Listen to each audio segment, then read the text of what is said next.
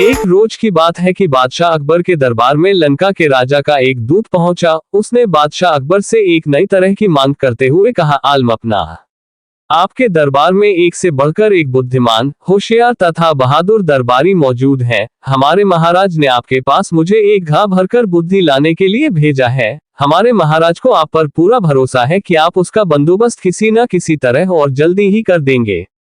ये सुनकर बादशाह अकबर चकरा गए। उन्होंने अपने मन में सोचा, क्या बेतुकी मांग है, भला घड़े भर बुद्धि का बंदोबस्त कैसे किया जा सकता है। लगता है लंका का राजा हमारा मजाक बनाना चाहता है, कहीं वह इसमें सफल हो गया तो। तभी बादशाह को बीरबल का ध्यान आया। वे सोचने लगे कि शायद ये कार्य बीरबल के वश का भी न हो, मगर उसे बताने में बुराई ही क्या है। जब बीरबल को बादशाह के बुलवाने का कारण ज्ञात हुआ तो वह मुस्कुराते हुए कहने लगे, आलम अपना, चिंता की कोई बात नहीं, बुद्धि की व्यवस्था हो जाएगी, लेकिन इसमें कुछ हफ्ते का वक्त लग सकता है। बादशाह अकबर बीरबल की इस बात पर कहते भी तो क्या, बीरबल को मुंह मांगा समय दे दिया गया। बीरबल ने उसी दिन शाम को अपने एक खास नौकर को आदेश दिया, छोटे मुंह वाले कुछ मिट्टी के घड़ों की व्यवस्था करो। नौकर ने फौरन बीरबल की आज्ञा का पालन किया।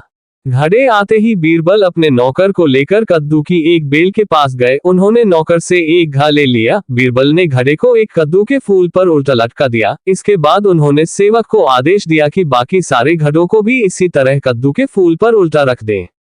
बीरबल ने इस काम के बाद सेवक को इन घड़ों की देखभाल सावधानी पूर्वक करते रहने का हुक्म दिया और वहां से चले गए। बादशाह अकबर ने कुछ दिन बाद इसके बारे में पूछा तो बीरबल ने तुरंत उत्तर दिया, आलम अपना, इस कार्य को हो चुका समझे, बस 2 सप्ताह का समय और चाहिए, उसके बाद पूरा घा बुद्धि से लबालब भर जाएगा। बीरबल ने 15 दिन के बाद घड़ों के स्थान पर जाकर देखा कि कद्दू के फल घड़े जितने बड़े हो गए हैं। उन्होंने नौकर की प्रशंसा करते हुए कहा, तुमने अपनी जिम्मेदारी बड़ी कुशलतापूर्वक निभाई है, इसके लिए हम तुम्हें इनाम देंगे। इसके बाद बीरबल ने लंका के दूत को बादशाह अकबर के दरबार में बुलाया और उसे बताया कि बुद्धि का घा लगभग तैयार है, और बीरबल ने तुरंत ताली बजाई। ताली की आवाज सुनकर बीरबल का सेवक एक बड़ी थाली में घा लिए हुए बड़ी शान से दरबार में हाजिर हुआ। बीरबल ने घा उठाया और उससे लंका के दूत के हाथ में सौंपते हुए कहा, लीजिए श्रीमान, आप इसे अपने महाराज को भेंट कर दीजिए, लेकिन एक बात अवश्य ध्यान रखिएगा कि खाली होने पर हमारा ये कीमती बर्तन हमें जैसा का तैसा वापस मिल जाना चाहिए। इसमें रखा बुद्धि का फल तभी प्रभावशाली होगा जब इस बर्तन को कोई नुकसान न पहुंचे। इस पर दूत ने कहा, हुजूर, क्या मैं भी इस बुद्धि के फल को देख सकता हूँ? हाँ जरूर, बीरबल ने गर्दन हिलाते हुए कहा। घड़े देखकर परेशान होते हुए दूत ने मन ही मन सोचा, हमारी भी मति मारी गई है, भला हमें भी क्या सूझी। बीरबल का कोई जवाब नहीं है। भला ऐसी बात मैंने सोची कैसे।